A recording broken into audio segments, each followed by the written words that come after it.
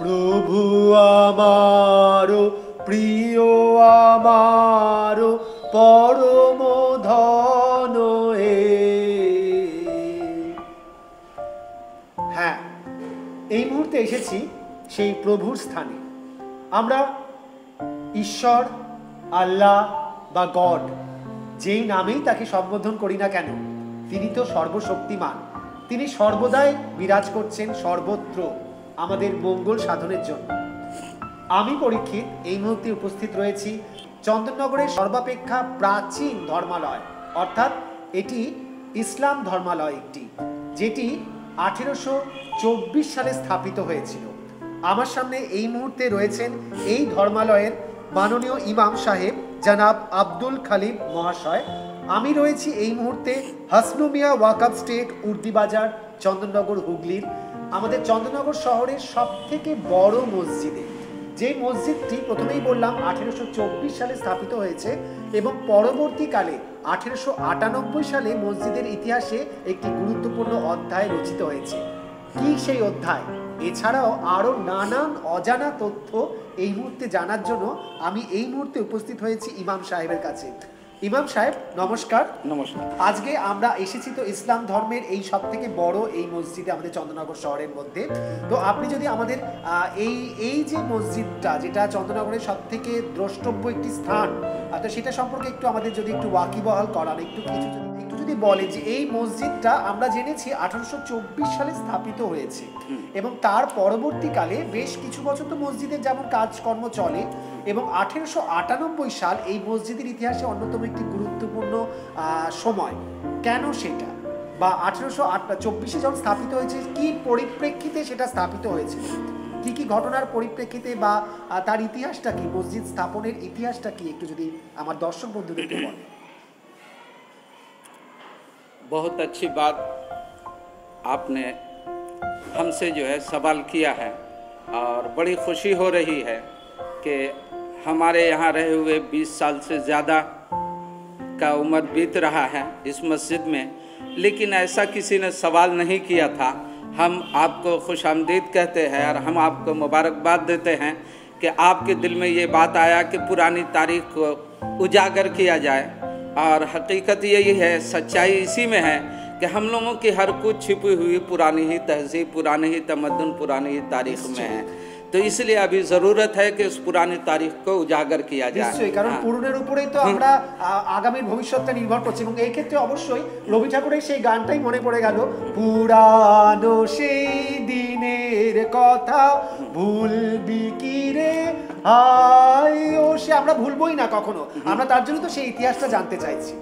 जी, और आपने भी जो है इसको सुना, हम भी यही कह रहे हैं कि पुराने में वो जान है जो अभी नए में नहीं है। आज देखिए पुराना अंग्रेज़ का टाइम का बनाया हुआ ब्रिज अभी मौजूद है, लेकिन नया बनाया हुआ टूट रहा है। तो ये पुराने के अंदर में ये मजबूती और क़ुव्वत और ताकत है। बहरहाल आपको जब ये शौक़ जागा है और ये अरमान जागा है, तो हम ये कह रहे हैं कि सबसे बड़ी बात ये है कि हर इंसान के अंदर में एक ऊपर वाले ने ये खूबी रखा है कि हर कोई चाहता है कि हम अच्छा काम करें, एक पुण्य काम अपनी ज़िंदगी में करके जाए। तो शेख हसनु कसाब नाम के एक शख्स थे यहाँ, जिनके अब्बू का नाम, उनके वालिद साहब का नाम शेख नेबू था। उनके दिल में भी ये बात थी, हालांकि उनके पास में उतना पैसा दौलत नहीं था, वो एक मीडियम क्लास से आदमी ज़िंदगी गुजारते थे, लेकिन उनके अंदर में एक शौक़ जागा कि हम यहाँ के लोगों के लिए, उर्दी बाज़ार वालों के लिए, चंदननगर वालों के लिए हम कुछ काम कर जाएं। तो उनके दिल में जब ये बात आया तो उन्होंने 1824 में उन्होंने इस ज़मीन का बयानानामा दिया। अच्छा, आप 1898 में क्यों ये हुआ?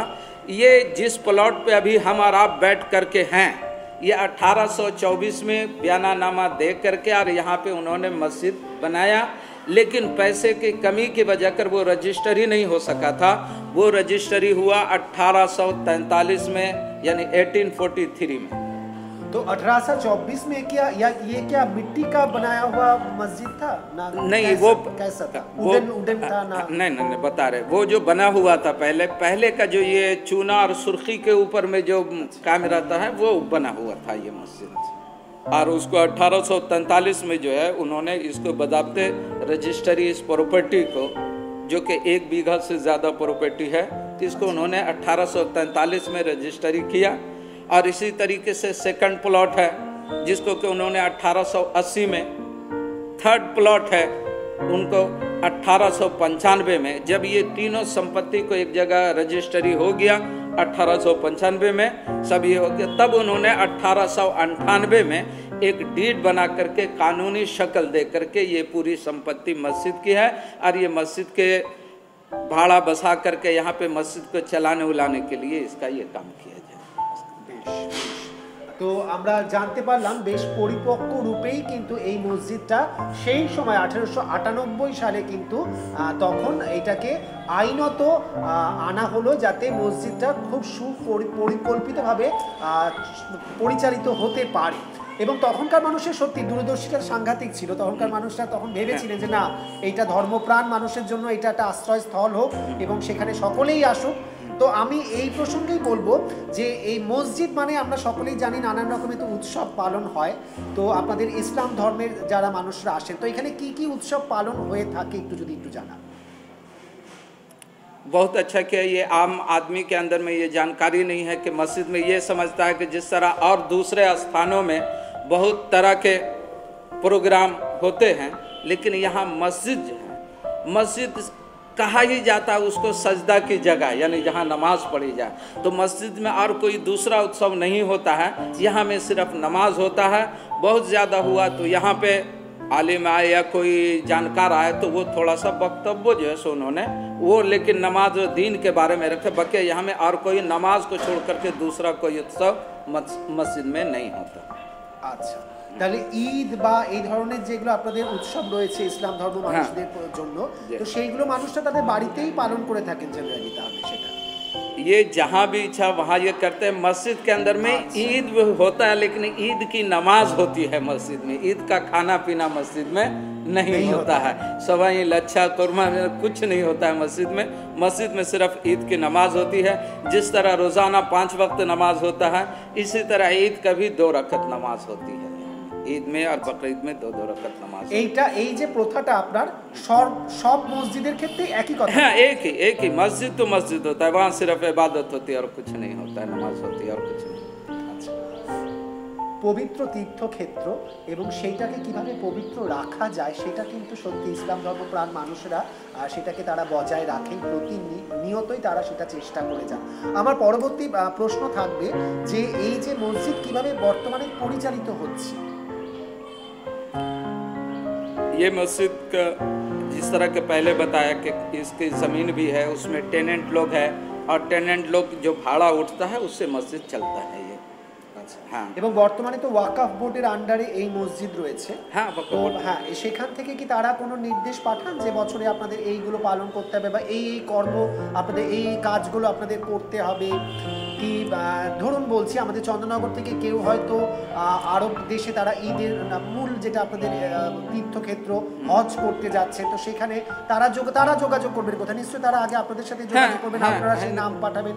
ওয়াকফ বোর্ডের আন্ডারে যেহেতু আপনারা আছেন, একটা প্রসেস চলছে আপনাদের, তো সেইটা তারাও তাহলে আপনাদের নিশ্চয়ই নিয়ন্ত্রণ করছে, মানে ওয়াকফ বোর্ড বা এরকম অন্য কোনো সংস্থা রয়েছে তারা আপনাদের নিয়ন্ত্রণ করেন বা আপনাদের কাজগুলোকে তারা দেখভাল করেন? नहीं, ऐसा कुछ भी नहीं। हाँ, वक़्फ़ बोर्ड है। हकीकत में यह है कि वक़्फ़ की जितनी प्रॉपर्टी होती है वो उसका मालिक वक़्फ़ बोर्ड ही होता है, और बकिया जो यहाँ पे चलाने के लिए वक़्फ़ बोर्ड के तरफ से मुतवल्ली फिक्स किया जाता है। वो मुतवल्ली का काम होता है कि ये मस्जिद को देख रेख करना, चलाना। और वक़्फ़ बोर्ड के तरफ से कोई ऐसा निर्देश नहीं आता है कि ऐसा चलाना है वैसा चलाना है। उसको है ईयरली हिसाब किताब, हम लोग जैसे उसको सालाना देते हैं, हम लोग ईयरली हिसाब उसको देते हैं। और उनका काम है कि वो टैक्स जिस तरीके से म्यूनसिपैलिटी का टैक्स है यहाँ प्रॉपर्टी का दिया जाता है, उनको भी 7% टैक्स ईयरली दिया जाता है। আমাদের চন্দ্রনগর শহরে কতগুলো মসজিদ রয়েছে একটু যদি বলেন? 26 मस्जिद हैं, টোটাল 26 मस्जिद हैं। চন্দ্রনগর শহরে 26টা মসজিদ রয়েছে এবং সেই 26টা মসজিদের মধ্যে প্রধানতম মসজিদের ইমাম সাহেবের সাথে আমি বসে রয়েছি। আমরা আরও কথা কিন্তু জানতে থাকবো, তার আগে একটু মসজিদটাও আসুন আপনাদেরকে ঘুরিয়ে দেখি।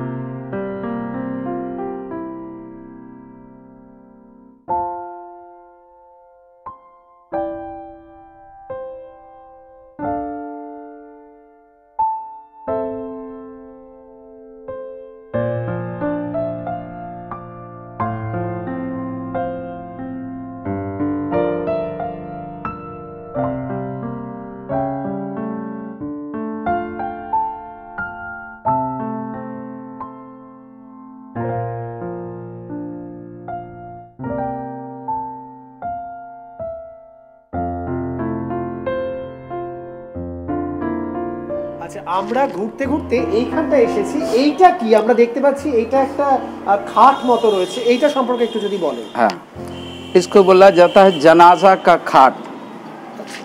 जनाजा शब्द अर्थ? हाँ, यानी आदमी जब मर जाता है तो उसको जनाजा बोला जाता है। हम लोगों के उर्दू जुबान में उसको जनाजा बोला जाता है।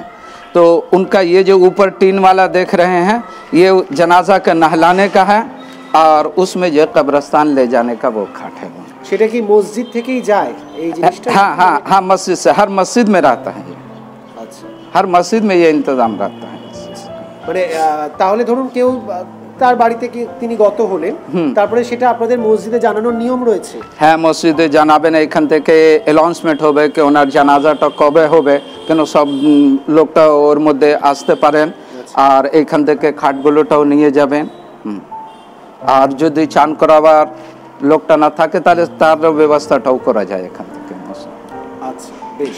মানে জানাজার ব্যাপারটা মূলত মানে সেটা কি শর্ট, মানে ধরুন ইসলাম ধর্মের জন্যই কি আপনারা জানাজার ব্যবস্থা করে থাকেন, না যারা পারেন না, যাদের হয়তো আর্থিক দিক থেকে তারা খুব একটা না না না না, শুনুন ব্যাপারটা কি আছে, এই খাটগুলো পারেন তো সব কেউ, না হলে এইরকমটা কোনো লোকটা নাই যে তার আশেপাশে একজন না থাকে, চারজন মিলে ব্যবস্থা করে দেয়, সেটা মসজিদ থেকে ব্যবস্থা হয় না, পাড়ার লোকটা করে। কিন্তু এই খাটগুলো প্রত্যেক বাড়িটা তো রাখা যাবে না, সেই জন্য আচ্ছা এই যা রেডিমেড পাওয়া যায় সেটাও তো মজবুতটা হয় না, সেই রকমটা মসজিদে ভালো জিনিস দিয়ে তৈরি করে রাখা যায়, যেরকমটা এই শাল কাঠে তৈরি করা মসজিদেটা রাখা আছে।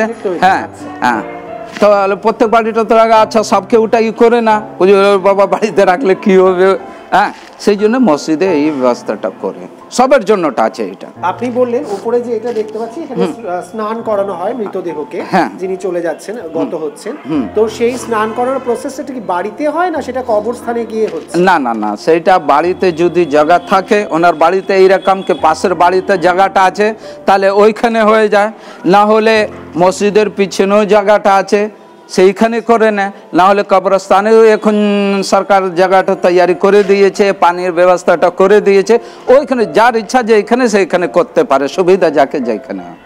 আচ্ছা, আপনাদের যখন যেটাকে বলা হয় গোড় দেওয়া সময় হচ্ছে, তো সেই সময় আপনাদের তরফ থেকে কেউ যাচ্ছেন, মানে তরফ থেকে কেউ গিয়ে সেই কাজগুলো? প্রত্যেক নামাজিটা বেশি ভাগটা থাকেন সব ওইখানে কবরস্থানে, উনি সঙ্গে যান, বেশিরভাগ নামাজিটা যান, ইমাম সাহেবটাও যান, ইমাম সাহেব মুয়াজ্জিন সাহেব সবাই যান। যদি নামাজের সময় কাছাকাছি থাকে কি এর মধ্যেটা যদি, তাহলে ইমাম সাহেবরা যায় না, কিন্তু সময়টা থাকলে সবাই যান। আর ওইখানে গিয়েও কবর দেওয়ার পরটাও দোয়া করা যায় কে আল্লাহ এনাকে ভালোভাবে এটা এখানে। আচ্ছা মৌলভী সাহেব, যেটা জানতে চাইবো আপনার কাছে, রোজ তো এখানে নামাজ পড়া হয় নিয়ম করেই, দিনে 5 বার, তো একটু যদি সময়গুলো বলেন, আমরা অনেকেই জানি বা অনেকে হয়তো জানি না, কখন কখন নামাজের আপনাদের সময়? দেখে আপনি যা সময় জানতে চাইছেন, সময়টা কি হয় আগে পিছনেটাও হয়, কোনো ফিক্স সময়টা না, কিন্তু তারপরটা এই আছে এখন যা হচ্ছে ফজর নামাজ, সব থেকে যা প্রথম সকালবেলা যা নামাজটা হয় তাকে বলা যায় ফজর, ঠিক আছে, সেটা হয় 5:15 এখনটা হচ্ছে। আচ্ছা, তারপরেটা যা নেক্সট নামাজটা হয় এই সেটা একটা, তাকে বলা যায় জোহর, সেটা একটা, এই সময়টা ফিক্সে আছে, জোহরের নামাজ একটা হয়। আচ্ছা, আসরের নামাজ এখনটা হয় 3টা, 3:30 আজানটা হয়, 4:45 জামাত হয়, তাকে বলা যায় আসর।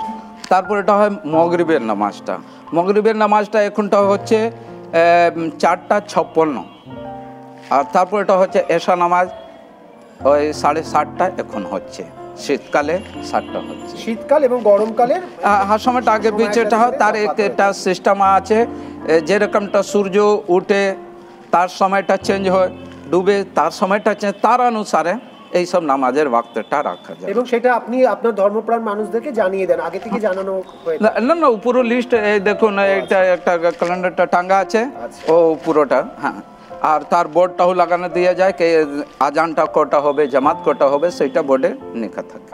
বেশ। আচ্ছা, আজান আমরা তো রোজ ঘুমের সময়, তো বিশেষত আমরা ভোর 4টের সময় বা 5টার সময় ঘুমের সময় আমরা শুনতে থাকি বাড়িতে, আজান ব্যাপারটা কি একটু যদি বলেন? আজান এইটা হয়ে নামাজের সময়টা হয়ে গেছে, তার জন্য লোকগুলোকে ঢাকার জন্যটাই এই আজান একটা। আচ্ছা আচ্ছা আচ্ছা, বেশ। আর এখানে যে নামাজ পড়তে আসেন প্রত্যেক দিন, তো বহু সংখ্যক মানুষ নিশ্চয়ই আসেন। নামাজ পড়তে মূলত কারা আসেন, পুরুষ বা মহিলা বা উভয়?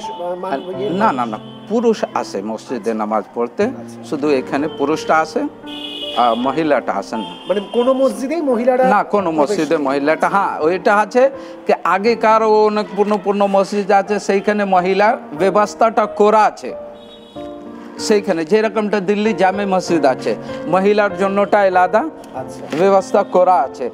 আর ওইখানেও কেন কেন ওই দিল্লি জামে মসজিদ আছে সেন্টারে আছে, সেইখানে বাইরেকার লোকটা আসলো, তার মধ্যে মহিলাটাও আসলো, তাহলে নামাজটা কোথায় পড়বে?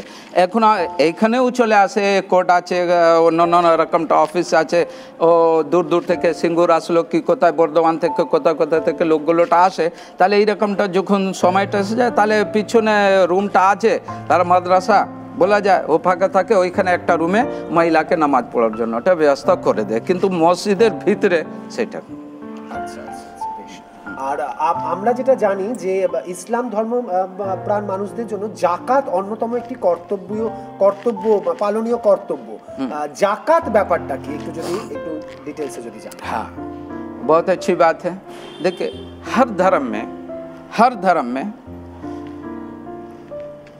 गरीब का मदद करने का रास्ता बताया गया है कि हर गरीब को तुम भी खुश, ऊपर वाला ने अगर तुमको दौलत दिया है तो तुम अच्छा खा पी रहे हो तो अपने नीचे वाले को भी देखो। तो इसीलिए ये ज़कात हर किसी पर नहीं है, वो आदमी एक फिक्स है हम लोगों का कि अभी का मान लीजिए के हिसाब से वो पड़ेगा कि वो पूरा साल खा पी करके अपना जितना खर्चे है वो खर्चा करके, या वो भी कमाया हुआ दौलत में से खर्चा किया, और खर्चा करने के बाद में अगर उसके पास से उतना रकम बचता है, ये हम लोग का मज़हब इस्लाम का एक रूल है। और उसको हिसाब ये किया गया है जैसे 7.5 तोला सोना या 52.5 तोला चांदी, यानी वो तोला का हिसाब नहीं, अभी आप ये समझिए 650 ग्राम चांदी जिसके पास में अगर है, या 52.5 तोला 7.5 तोला सोना है, या 52.5 तोला चांदी है, या उसके बराबर का पैसा है उसके पास में। और ऐसा होता है कि आदमी लोग बहुत गहना जेवर भी बना करके रख दिया, तो उसके ऊपर में भी ज़कात, यानी आपके पास में जितना पैसा खाने पीने के बाद बीवी बच्चा के ऊपर में खर्च करने के बाद में जो आपका पैसा बचा हुआ है उसमें गरीब का हक है, उसमें आप 2.5% आपको साल में निकालना है। 2.5%, यानी 100 रुपया में 2.5 रुपया ये आपको गरीब के लिए देना है। और ऐसा नहीं कि सिर्फ देना है, हमारे धर्म में अगर नहीं निकालते, जो आदमी के पास में पैसा है और वो नहीं निकालना, तो उसका माल पाक नहीं होता है, पवित्र है। हाँ, पवित्र होना, यानी फिर उसके लिए इस्तेमाल करना, उस पैसे वाले के लिए भी इतना सख्त कानून बनाया गया है। আমরা জানতে পারলাম জাকাত অন্যতম একটি পালনীয় কর্তব্য ইসলাম ধর্মপ্রাণ মানুষদের কাছে, এবং সেই জাকাত সম্পর্কে আমরা ডিটেলসে জানতে পারলাম। আরও কিন্তু তথ্য আমরা জানবো, থাকুন আমাদের সাথে।